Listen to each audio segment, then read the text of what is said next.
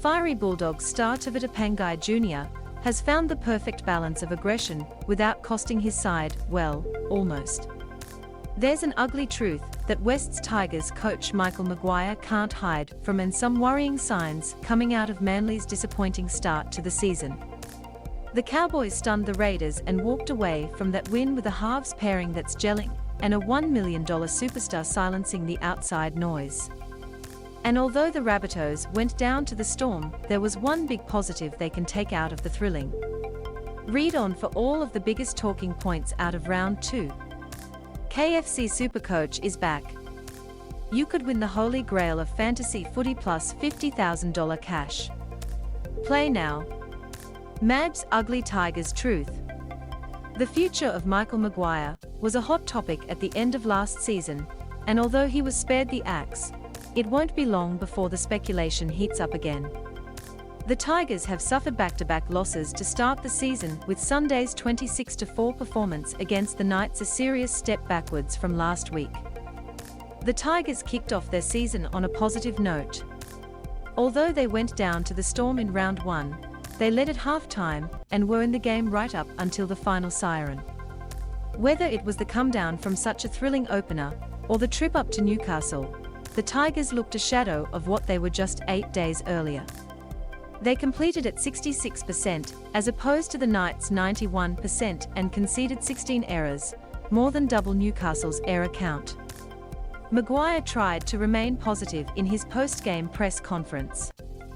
He admitted the performance was disappointing, but said he had belief in the team. However, there's no escaping the ugly truth that if the Tigers can't string some wins together, it'll be Maguire's head on the chopping block. Matty Johns said that although it's unfair that the coach ultimately pays the price for a team's poor efforts, it's just the way game works, which is why he hopes Maguire can turn things around very, very quickly. Madge wouldn't want to have many days like he did today, Johns said on Sunday. It's unfair because he's not the one going out there, but unfortunately in the modern world of coaching, that's what happens. If you don't get results, the first bloke that goes is the coach. So I think he's going to want to turn this around very, very quickly. The Tigers face the Warriors, Titans and Sharks in 3 very winnable games before taking on the Eels in a Western Sydney derby at Combank Stadium on Easter Monday. West's Tigers press conference 6:49. Dog star gets balancing act just right. Getting the best out of Tevita Pangai Junior while also managing his aggression is an art form, but it seems Bulldogs coach Trent Barrett has managed to help the star forward get it just right. Pangai Junior dominated headlines after the Bulldogs' trial against the Sharks. The 26-year-old was penalised for making contact with a Sharks player's head, and then minutes later was sin-binned for attempting to strike another player. The striking incidents drew a lot of criticism, and Barrett conceded after that game, "We want Tevita to be aggressive, but we have to be smart." The star signing got a chance to right his wrongs in the ultimate test on Sunday, with the club that showed him the door. Although he was a bit reckless at first, he finally found the correct balance. Pangai Junior was lucky to get away with a swinging arm, but minutes later was put on report for making contact with the legs of a kicker. Those 2 incidents had Fox League analyst Michael Ennis wondering if Pangai Junior had learnt his lesson. There's a little swinging arm, then he double dips. Lucky they didn't connect with Payne Haas, he said. Pangai Junior certainly hasn't gotten the memo about controlling his emotions, and tempers are starting to flare. There's plenty of emotion. Pangai Junior, who was switched from second row to prop just before kickoff, simmered down quickly and settled in quite nicely into his role in the middle. Trent Barrett moved Tevita Pangai Junior into the middle of the field, and it's paid dividends, Ennis said. His power through the middle has given them some real ascendancy, and on the back of it Burton is starring. He's had that balance tonight of aggression. He overcooked it in that first set of the game, but the aggression and the carry tonight has been a good balance. Barrett revealed in the press conference that the goal is to increase Pangai Junior's minutes in the middle beyond the 50 he played against the Broncos. He also said despite the former Bronco doing a good job in the middle, he will likely still spend some time on an edge due to injuries within the squad. But Barrett can see Pangai Junior really finding a home in the middle at the Dogs, and that may complement his fiery playing style. "We don't need to tell him to be aggressive, that's in his nature anyway," he said. "He's always going to sail close to the wind, but that's what makes him such a special player as well. I think the more games he plays in the middle, he won't need any firing up. It'll be in Barrett's best interest to get the best out of Pangai Junior. After all, he's said to be on $700,000 a year." Pangai Junior finished the game with 141 running meters, 1 tackle bust, 7 offloads and 13 tackles with 2 misses. Skipper Josh Jackson believes he's brought the X factor that the Dogs have been missing. "He offers us something that we haven't had for a while, a little bit of X factor. So he's going to get better as the season goes on," he said. And as for whether Pangai Junior will have a case to answer to over the contact on Adam Reynolds' legs, the match review committee will release the charge sheet on Monday. However, Barrett isn't too worried. "I didn't think there was too much in that.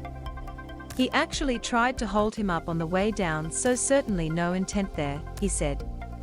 Broncos beat Bulldogs in successive win 247. Stream every game of every round of the 2022 NRL Telstra Premiership season live and ad break free during play on KO. New to KO.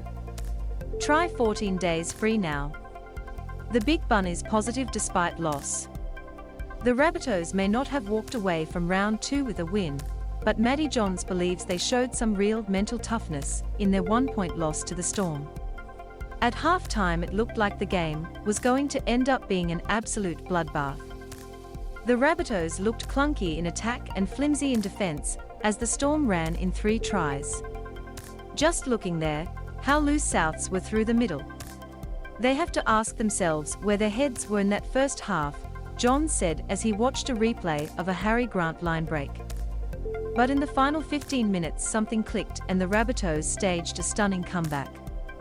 3 tries in 12 minutes, plus an unbelievable Latrell Mitchell 2-point field goal, sent the game into golden point. Melbourne ultimately got the last laugh when Ryan Papenhuisen slotted the match-winning field goal. But Johns believes new Bunnies coach Jason Demetriou can take a lot of positives out of them. "I don't know how they hung in there, let alone drew level. Those last 10 minutes, I've never seen anything like it. It was so eventful, very, very entertaining," he said. "We were talking about the first half, their completion rate was at about 50%. If you go down to Melbourne and complete at 50%, you're going to get beaten by 30 or 40 points. So to be able to claw that back, it showed a bit of mental toughness. Latrell had a chance to level things, and at this point you're thinking, oh well, good fight boys. But for Latrell to show that mental toughness to have a crack at the 2-point field goal. If you're Jason Demetriou, you go away and say, listen boys, we completed horrible. We didn't just hang in there, we should have beat them.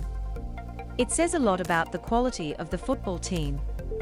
Latrell Mitchell was the man of the moment. Source: Gordon Tallis agreed that the Rabbitohs deserved credit for not quitting.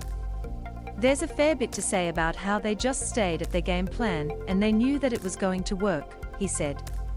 At one stage, they were up to 18 mistakes and they just couldn't buy a pass or a tip on, then it all just started to click late.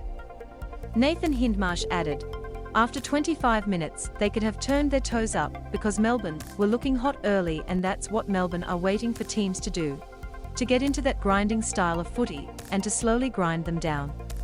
Latrell hits monster field goal. 0-30. Worrying signs for Manley as missing link revealed. For the second week in a row, Manley were blown off the park in the forwards, and the club are clearly missing the creativity of Josh Schuster on the edge. Benji Marshall believes Manly's attack is missing the class and clinical finishes to their sets, even once they wrestled the momentum back from the Roosters in the second half of their 26-12 defeat. Manly had 2 occasions where they had 5 sets on the Roosters' try line, but they were only able to score from a dive-over try to Lawton, Marshall said. They scored one late, but something is missing from their attack at the moment. The class from last